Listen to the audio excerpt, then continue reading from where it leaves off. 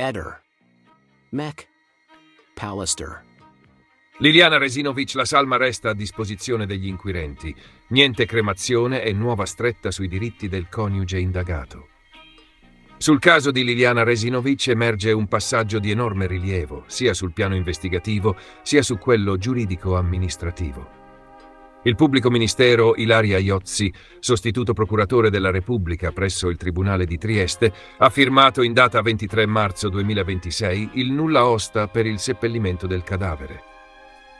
Si tratta però di un via libera solo parziale, perché il provvedimento contiene due limiti netti e pesantissimi.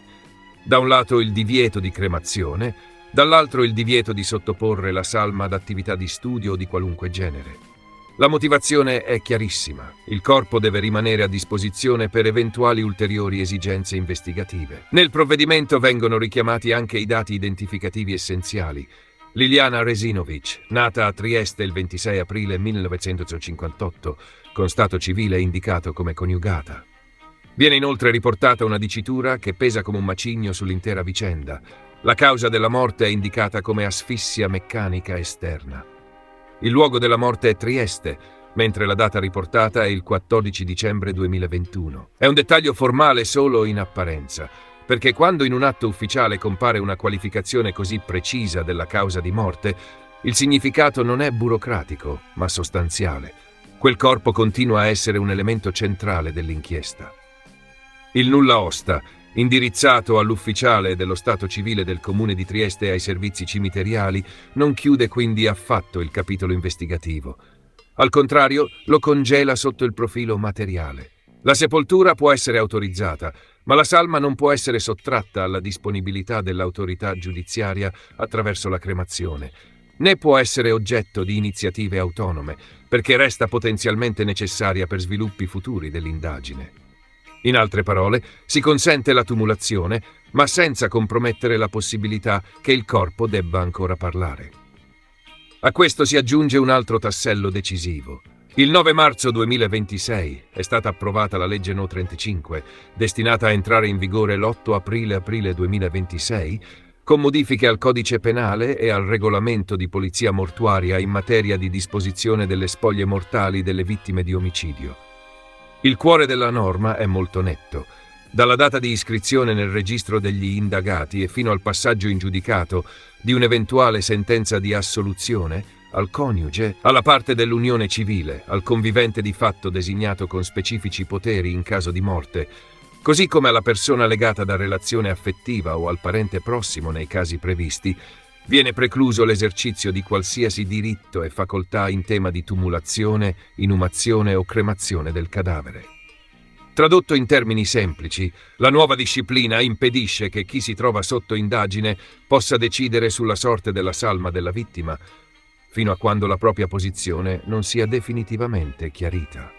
È una scelta legislativa che punta a evitare conflitti, interferenze, pressioni o decisioni irreversibili, proprio nei casi in cui il corpo può rappresentare ancora una prova decisiva. E nel caso Resinovic, questa impostazione si innesta in modo perfettamente coerente con il contenuto del nulla osta firmato dalla Procura di Trieste. Nessuna cremazione, nessuna attività esterna sulla salma, piena permanenza della disponibilità per eventuali approfondimenti investigativi. Il punto centrale, quindi, è che la vicenda di Liliana Resinovic non entra affatto in una fase di archiviazione simbolica o materiale. La salma può essere sepolta, ma non può essere sottratta al perimetro dell'indagine. E mentre la causa della morte viene indicata formalmente come asfissia meccanica esterna, il quadro normativo si irrigidisce ulteriormente con una legge che limita in modo drastico i poteri decisionali di chi, essendo indagato, si trovi in una posizione incompatibile con una piena disponibilità delle spoglie. È proprio questo il dato più forte che emerge oggi. Attorno al corpo di Liliana Resinovic resta acceso un doppio presidio, giudiziario e normativo. Da una parte c'è la Procura, che impone la conservazione della salma per possibili ulteriori esigenze investigative. Dall'altra c'è una nuova legge dello Stato, che a partire dall'8 aprile 2026 esclude in casi specifici il potere di decidere su sepoltura, tumulazione e cremazione quando entra in gioco la posizione di un indagato. E quando in un caso come questo il diritto si salda così strettamente con la prova materiale, significa una cosa sola. La verità, almeno per la giustizia, non è ancora un capitolo chiuso. Mia povera sorella, per fortuna appunto mi hanno ascoltato e hanno dato questa nulla osta al seppellimento, però appunto ci sono le clausole che dicono che deve essere mantenuta in condizioni per un futuro eventuale esame. Non so, ormai purtroppo sono rimaste le ossa e niente, non può essere cremata, deve essere messa in una bara zincata. Naturalmente io sono stato oggi anche ai servizi cimiteriali a chiedere, dovranno metterla in un altro loculo perché dove era prima non è predisposto appunto affinché un cadavere, una salma resti là per un futuro esame, e dovevo cambiare anche le lapidi, la data, perché quella che era prima diceva il 22, il 5 gennaio, e invece è il 14 del 12 del 21, proprio confermato da quell'equipe medica che più di così non so cosa devono fare. È sempre una corsa ad ostacoli qua, praticamente. Anche di fronte alle evidenze non bastano, bisogna saltare oltre. È questo che penso alla fine. E non lo so, io spero che si riesca ad attuare il tutto in maniera proprio